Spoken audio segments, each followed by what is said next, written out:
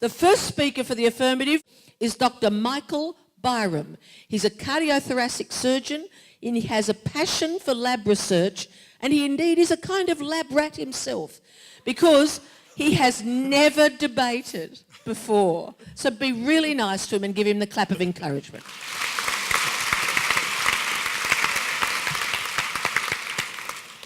Thank you. Thank you in particular to Paul Bannon and Katie McBride for the invitation to participate in this debate, which I received on Wednesday.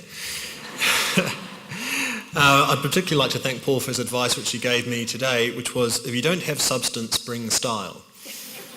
I may not have Paul's style, but I do hope to bring substance to this debate. So in preparation for this debate, I Googled last night, how do you debate? And I'll be following the structure from that YouTube video. So firstly, there's an introduction. So ladies, gentlemen, and your adjudicators, imagine, if you will, the future. Let's say 2050. In this future, we wear technology that continually monitors our vitals, our location, who we have contact with, our physical activity. This information is then fed to our personalised health record with feedback to our smartphone with personalised advice as to how to improve our health. Our genome, sequenced at birth, allows medication specific to our needs and side effects. The government uses big data to determine predictors of healthcare utilisation. For instance, raises my taxes if I choose to smoke, if I have a genetic predisposition to lung cancer. Today, our esteemed team, this side, our esteemed team, I'll convince you beyond any doubt that advances in technology will make our health system sustainable. So the next thing the YouTube video said was that I need to define the topic, particularly any contentious keywords. So advances, obviously, going forward. Technology is the application of scientific knowledge for practical purposes, especially in industry. Health systems, pretty straightforward. Sustainable, it might be the contentious one, so I'll spend a little bit of time on that. The Urban Dictionary says, define sustainable as putting a warm beer in the fridge every time you take out a cold one.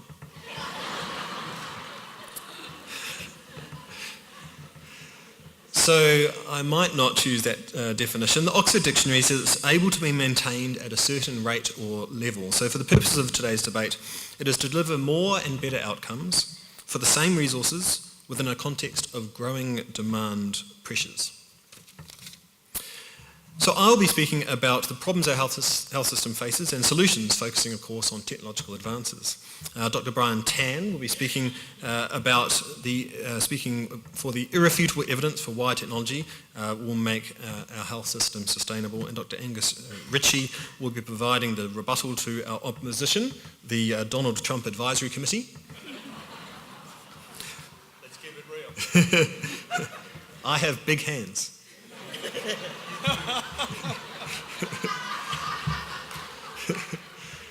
And asking you to imagine what life would be like in a health system without technology. So what problems will be faced by a health system now and in the future? There'll be a global shortage of healthcare workers, particularly as our workforce ages and due to migration, both internal and international. There's the rise of non-communicable diseases such as diabetes, obesity, cancer, dementia. Healthcare costs are rising, particularly as a proportion of GDP, due both to the increase in healthcare expenditure and the cost of healthcare, but also due to the reduction in the working population that pays for it. Also, we have a focus on acute illness and injury, ignoring the shift towards long-term illness from the growing number of patients managing complex conditions over sustained periods. So the solutions to many of these depend on, must have, require advances in technology. So personalised healthcare, for once, genetic testing to determine the susceptibility to conditions and optimising medications to each individual to maximise the effect and to minimise the side effects. Empowering the health consumer, many of whom will be living with chronic conditions, so increasing their health literacy through the increased access to health information through new communication technologies such as your smartphone. Increasing the ability to self-manage their condition.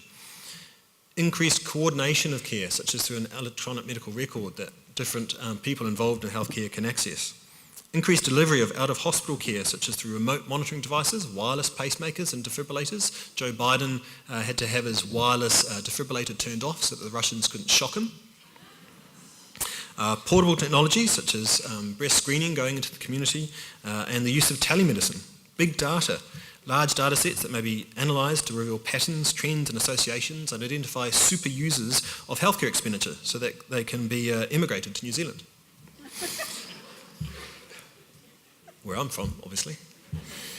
Promotion of a climate for innovation, particularly that which incorporates advances in the healthcare technology, such as the robotic program at RPA.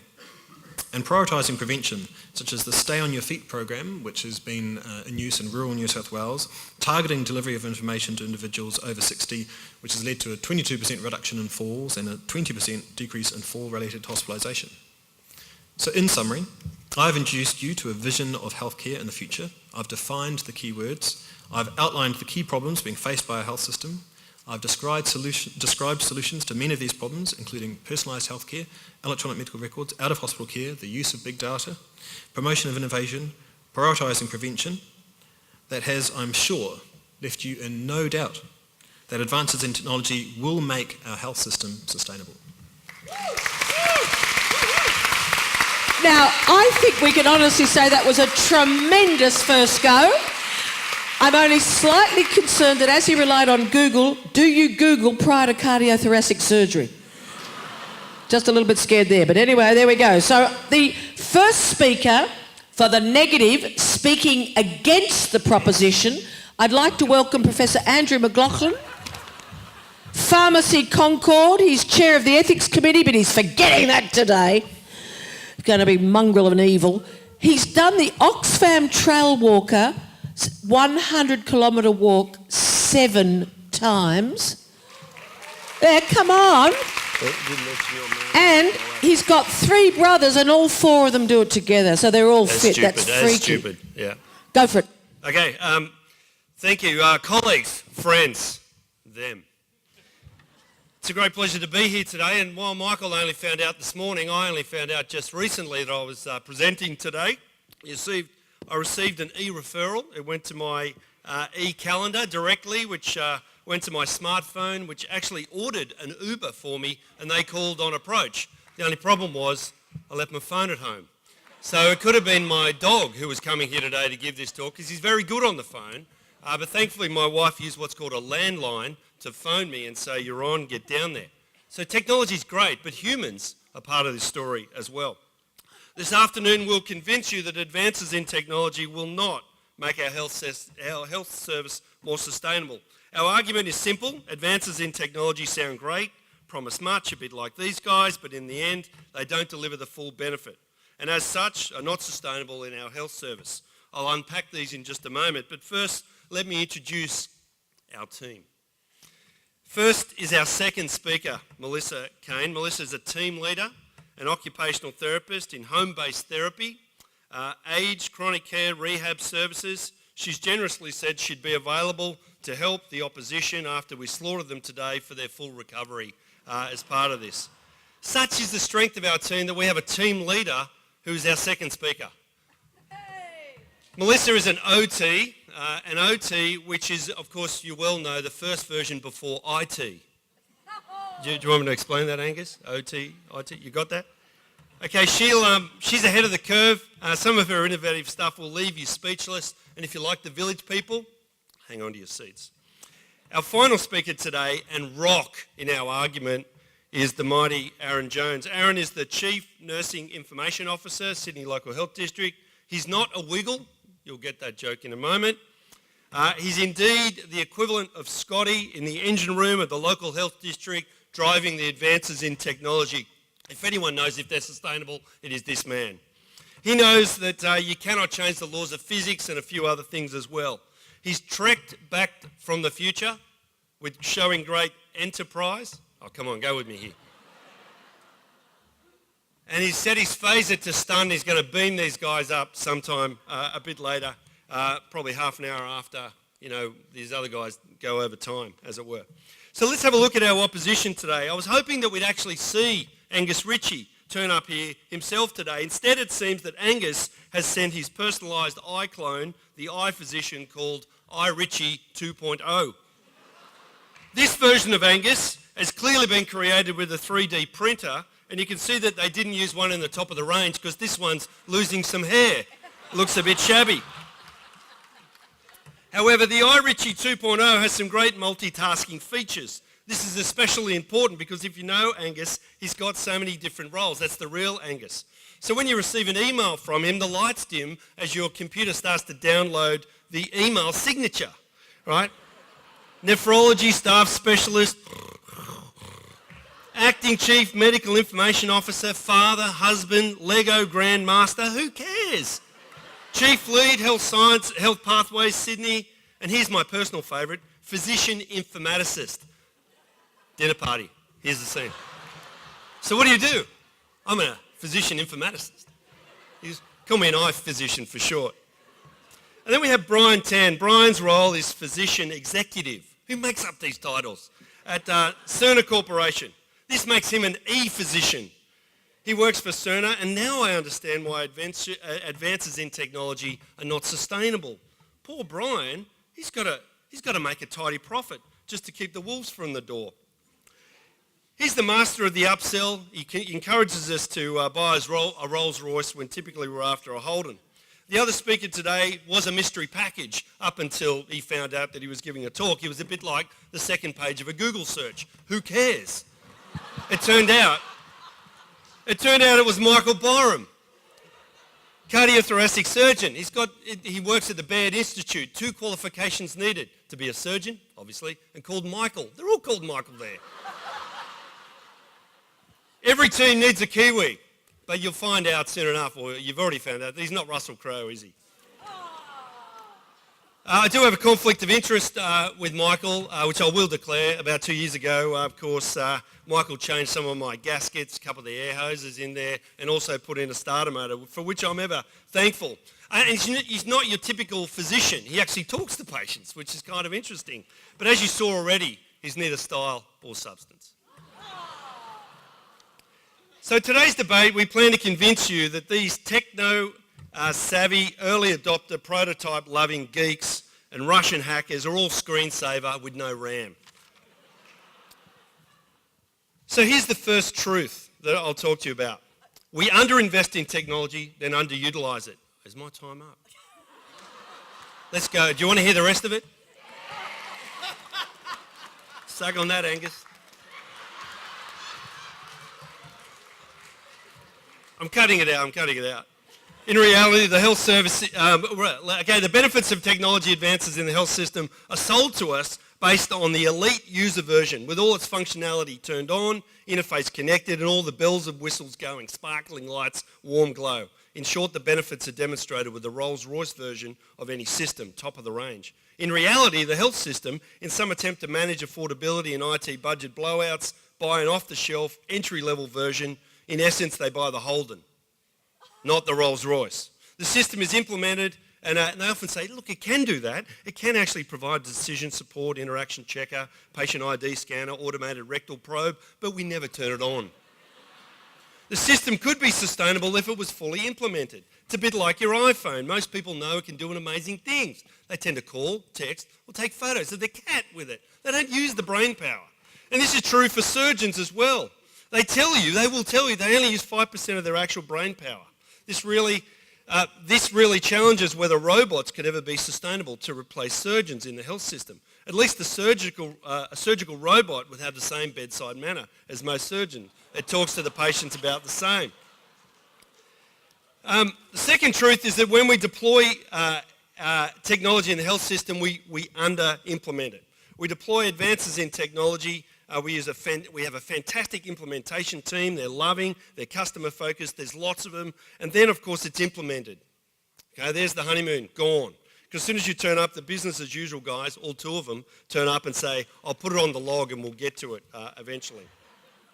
So in reality, we don't actually deliver on this. Like so many things in life, people get in the way of implementing technology. It'd be like Canberra without the politicians. It'd be like hospitals without patients. Paris without the Parisians, Coke without sugar, that didn't actually work, or beer without alcohol. Why would you do it? So in summary,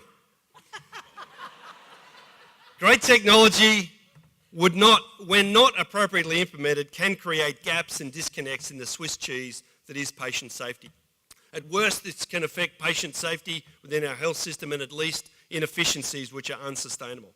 In summary, advances in technology, like the opposition, overpromise, underdeliver, and health services underimplement and underutilise. We need to do it properly. We need to build a firewall. Let's make technology sustainable again, because right now it's unsustainable. Thank you.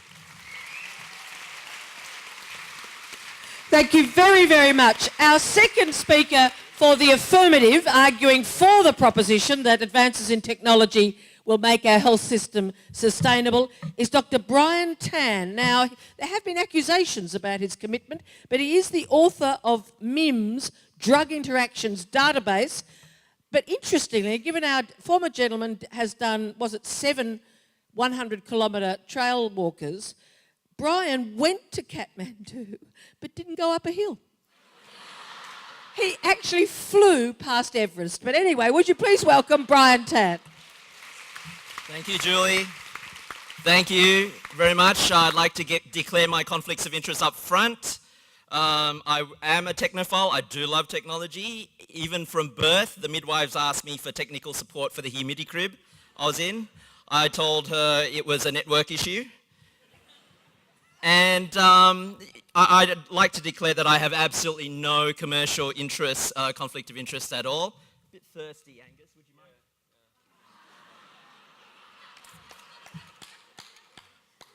Bit thirsty.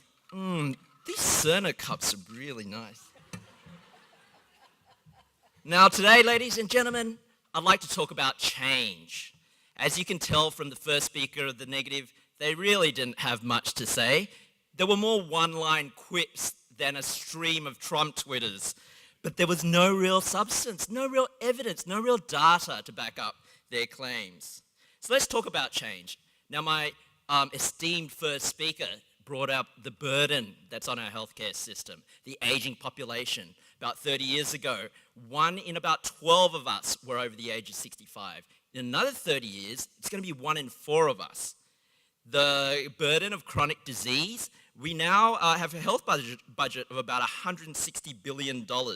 So these finite budget resources won't last. How do we create a sustainable healthcare system? Okay, how many people here think change is happening too fast? No hands. How many people here think change is happening too slow? Yep, okay, about 50, 60, 70%. How many people think change is just right? A few. And how many people have just realized they're in the wrong room?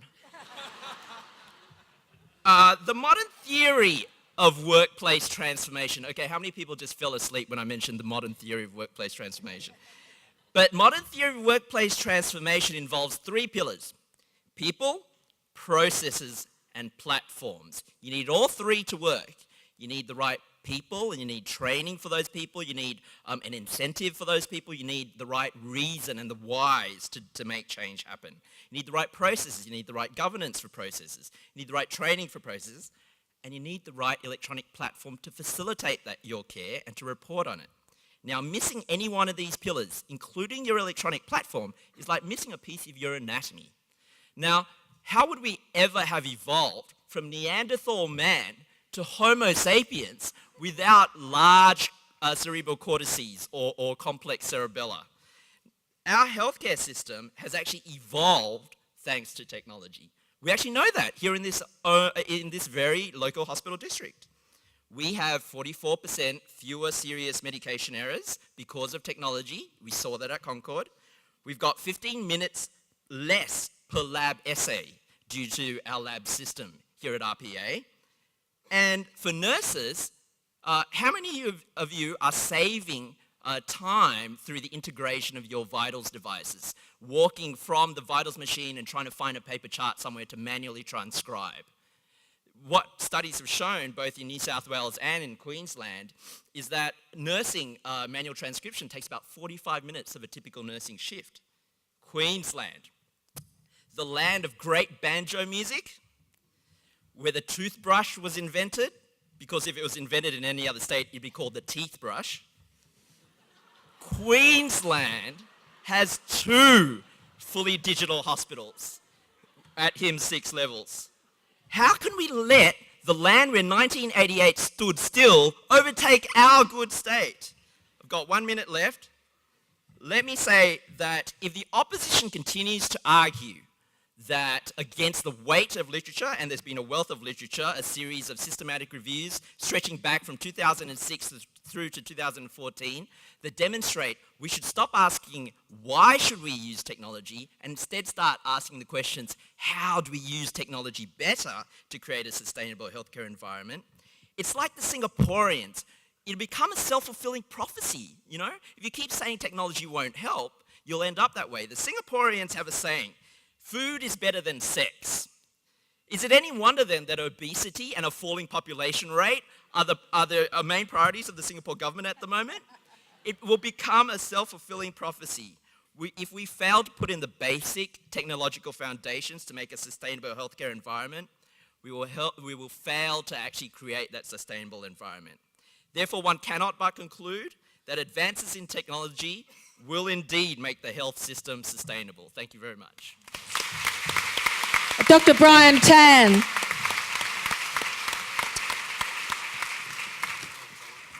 Well, ladies and gentlemen, our second speaker for the negative is Melissa Kane, occupational therapist, as we've heard. Yes, I've heard she is a fabulous community therapist. I'm also told she has lovely hair. Please make her welcome. Tried my best today. Good afternoon, recruitment and careers. Hi, Annie. Thanks so much for calling back. So you were interested in one of our RN positions. Yeah, great.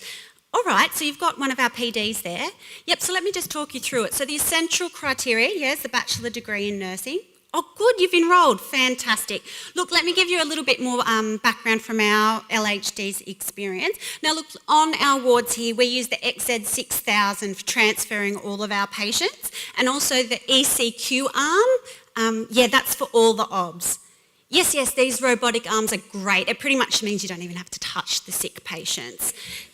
Yeah, so a diploma in robotics, whilst not essential, it's looked upon favourably. You know, it just helps to cut down when you start on the extra training.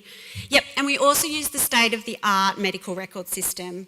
Oh, great, you've heard of that one, version 11. Okay, we're putting in version 13 in just a couple of months, so keep that in mind. And look, yeah, because our system is the bee's knees, you know, you need to keep, we strongly encourage our nurses to throw in a couple of computer science subjects, just pop them into your degree while you're going. It just really, you know, helps to get the basics, I guess. So did you have any other questions, Annie? No? Great. Okay, well, look, best of luck with your studies, and we look forward to receiving your application in, 2029. Great. Okay, bye. Is this honestly what it's going to be like? Honestly. Good afternoon, ladies and gents. It's great to be here, and thanks to Andrew for the warm and fuzzy welcome, and welcome to Aaron, my teammate back from the future. Advancements in technology will not make our health system sustainable. Technology, you know, I say it's similar to dancing. To master a dance move, it takes lots and lots of practice. 5, 6, 7, 8.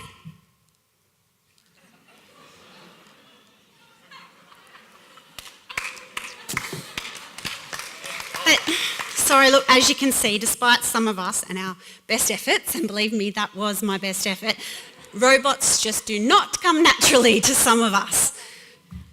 So our healthcare system is the same. We need a classic routine, an approach that everyone can feel confident dancing along to. And speaking of classic moves, I can guarantee that everyone here today has done one of these in their department without even realising. A bit of YMCA. At some stage, you've busted it out in your department. It's true, it's the move that unites us, crosses all the ages, and it comes out when we get that latest next system upgrade memo or the latest training notification. And we usually do something like, why are we making changes again? Now come on guys, even our friends here in the IT and Cerner departments, you've YMCA'd in your time, haven't you? Look, with every piece of new technology comes a new policies, and new procedures, and the 1,000 help desk calls, all time taken away from our direct patient care. And look, it's Friday afternoon, and Andrew and Aaron and I, we didn't want to be the fun busters and we didn't want to bring the mood down. We wanted to keep it fun, hence my dance moves. But it appears our opposing team here, they've already jumped to the weekend, and they've just with their pie in the sky and their idealistic approach to this topic. Or perhaps they're paying for their robots and their nonky new machines from the magical money tree in the whimsical garden on the rooftop of RPA. The reality is, technology equals money. We don't want the sustainability of our healthcare system and our quality healthcare system based on economic viability. Advances in technology aren't sustaining, they are draining. And perhaps I wouldn't be so jaded if I'd picked up that bargain on my Gumtree last weekend. You know, the 2015 model of Concord's latest MRI machine.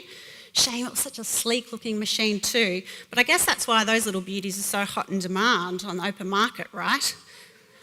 Where the hell are these multi-million-dollar superseded machines going? It seems by the time we cut the ribbon on the newest and latest version, the rep's telling us something bigger and better is on the horizon. Ching! Oh, and P.S., the current software, it's not compatible. Ching! And the staff in the IT department, they'll need to be upskilled to use it. Ching, ching! Draining the system. And it seems odd that this out with the old, in with the new Gen Y type approach suggested by our friends in the opposition today is in fact in stark contrast. And thank you for bringing up our ageing population. That was so kind of you, because they're the ones that are the most reliant on our healthcare system. And many of these people don't even have a mobile phone. So why are we asking them to do their admissions form via an app? We don't have that whimsical money tree, and Teresa, a rooftop garden would be lovely for lunchtimes, just as an FYI. And Andrew's already pointed out that we're not using our current technology in full already. Our lovely nurses don't have that extra computer science degree, and nor do our social workers have an engineering and robotics degree, and nor should they. That is crazy. So to put advanced technology and healthcare sustainability in the same sentence, ludicrous. More to the point, why even risk this approach when we can ensure a sustainable, quality, client-focused service provided by humans, highly skilled and experienced clinicians. A healthcare system that says hello. A healthcare system that actually touches your wrist to take your pulse, not one that beeps at the patient when they ask the wrong question. So bring back the personality and bring back the human to healthcare. Thank you.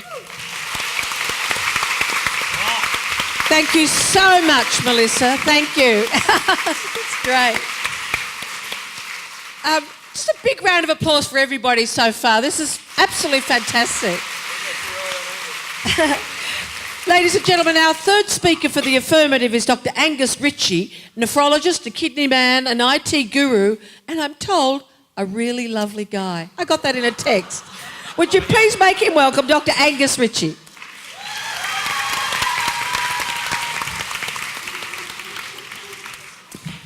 Ladies and gentlemen, doctors, nurses, male nurses, pharmacists, allied health,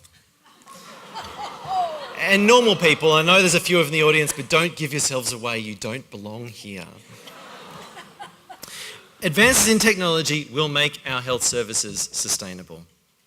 As Dr. Tan, our brilliant and completely unbiased futurist, so eloquently demonstrated, you, the audience, have already voted on the outcome. You've already given us the numbers to say that you're looking forward and you know that technology is not changing quickly enough.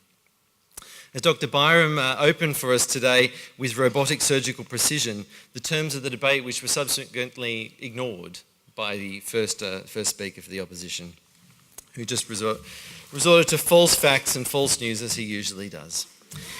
Our opposition has done little to advance their cause so far today. Don't be fooled by their Bill Shorten style zingers, their ridiculous outfits and their pithy one-liners. That's the outfits to come, and I'm sure we're going to see that in a minute. Their absurd arguments are as hollow as the glass thermometers that we long ago replaced in clinical practice. How easily we forget just how far technology has taken us. We care for more people than ever, who spend less time waiting, more time at home, and allowing us to provide services for more and more people. Our prodigious productivity is built on a technology backbone that is the very core of efficiency in health. In this age of specialisation, men who thoroughly know one field are often completely incompetent to discuss another. So said the great American physicist Richard Feynman, and it is of course true today of dear old Professor McLaughlin. A great and wise statesman of the medicinal sciences, but no fan of technology. He's dedicated years to merciless inquisition of the EMED system, hunting for its dangerous imperfections, and all the while lamenting the fact that the pharmacists will have to give up their green pen and won't be able to use green font inside the system.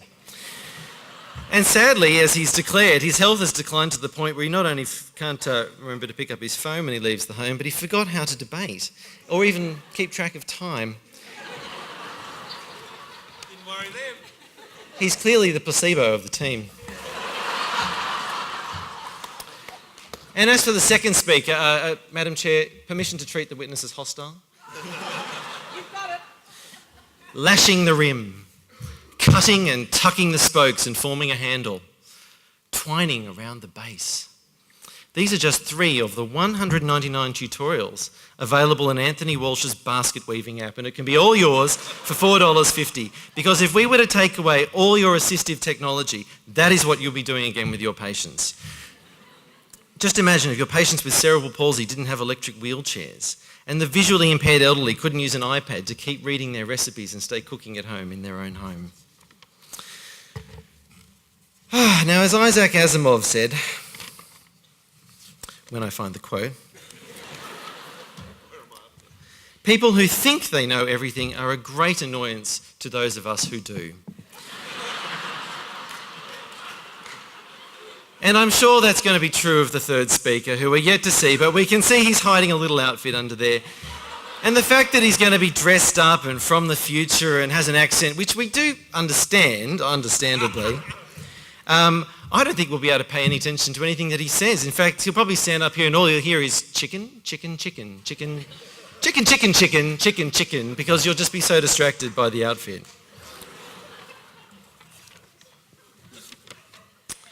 So let's imagine for a moment a world in which the technology that we take for granted is taken away from us. How sustainable would our emergency departments be if every blood pressure had to be taken manually with mercury sphygmomanometers? How efficiently would we communicate if we had to return to carbon copy, one-page handwritten discharge summaries, printed x-rays with reports that would be issued occasionally in the same week? Yes, the rising tide of technology does not lift all boats.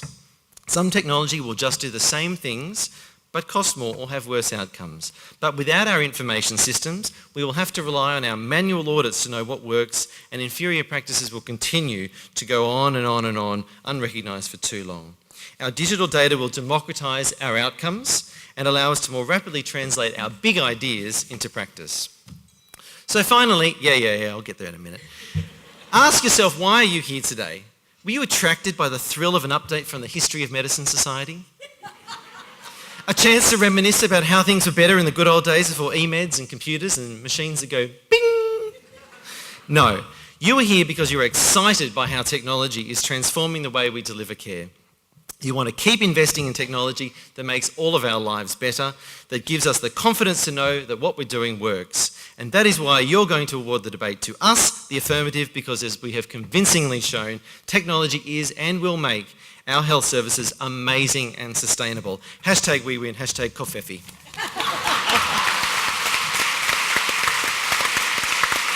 Thank you very much to Dr. Angus Ritchie.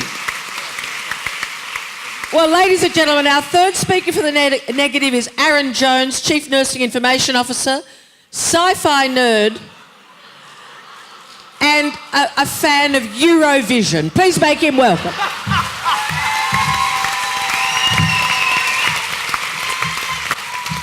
Thank you, ladies and gentlemen, and thank you, Madam Chairman.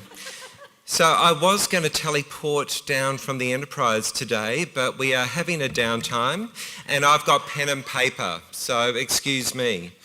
So my secret is out, clearly, and let me tell you, polyester does not breathe in the year 2300. So I certainly hope that our argument to the negative, Theresa will not see me out of a job, because clearly we're going to win. And actually I could go back and sit down at my chair knowing that we have argued really well, but I'm going to get on with it. So firstly, Before we move ahead in time, I want you to all have a think about the impact that information communication technology is having on our day-to-day lives currently. So how many of you are glued and a slave to your emails? And how many of you wake up at 1 o'clock in the morning to check your emails when you can't sleep? How many of you are wishing, Teresa, for a digital holiday so that you can escape people communicating with you all of the time? Is all of this sustainable? And clearly, we argue that it is not sustainable. And if we are moving like this now, imagine the year 2300. Whoops. So everybody, ladies and gentlemen, I want you to close your eyes because I'm going to take you on a journey. Imagine the year 2300. Biotechnology has exponentially increased. We are now living to be 300 years of age, and aren't I looking great? Robotics are now commonplace. Organs are being grown in labs. There is no such thing as disease. Essentially, we cannot die. Despite this, we as a species are continuing to procreate, and some of us excessively so. Dr. Ritchie. We have now reached a point of overpopulation and critical mass, and the Earth as we know it today is overcrowded, polluted, and the only species left on the planet are cockroaches, rats, humans, and white ibis. We have no arable land left, and the only natural food that we as a species have to eat are the ones left. Having come from the future, I can report that KFC is still there, but the chicken has been replaced. Let me tell you, there are only so many Kentucky Fried bin chickens one can have before one longs to be in a place where we're not living to be hundreds of years of age. Allow me to say that our presence, and this is where I get profound, allow me to say that our presence on this big blue planet will only be sustainable if we as a species become sustainability minded. There is currently no evidence today that we're being driven by sustainability. We see it in our discardable culture, our lip service to climate change, and our inability to make real traction with renewable energy. We have reached the point of disconnect between what we say and what we do as a species. So who remembers recently Leonardo DiCaprio hopping on his private jet to fly over to France to receive a sustainability award from the European Climate Council, to then hop into his private jet to fly back to the US on the same day?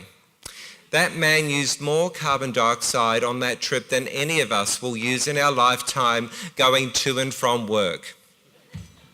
In healthcare, we speak of the body and deal with the body, but we also concern ourselves with the mind, body and spirit. Unless we advance ourselves on the mind and spirit axes, we do not have a hope of dealing with the demands we will place on our planet should we extend our lives by hundreds and hundreds of years. So having arrived from the year 2300, what I see as a direct result of improvements in healthcare is this is a planet that is dying and a species that continues to deny its own relationship with this big blue earth that we call home. So ladies and gentlemen, we have brought you some laughter, Andrew. We have brought you some glamour and some dance moves, Melissa. Need I say more? And surely me hopping into an outfit that was made when I was 20 should really get us across the line, and we must win this debate. Thank you very much.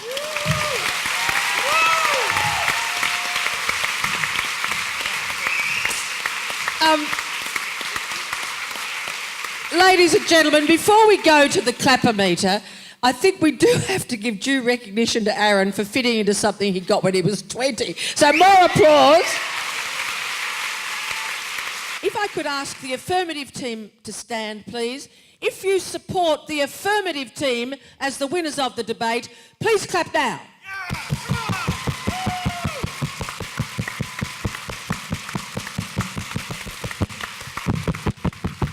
Thank you very much. And if I could ask the negative team to stand, thank you very much. If you support the negative team, please clap now.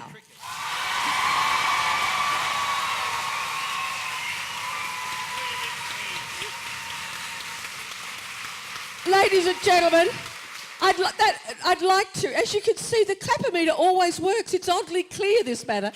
I would really like to invite Teresa Anderson. Is our fearless leader around? Fearless leader, could you please present the cup? A photo there. Make a noise.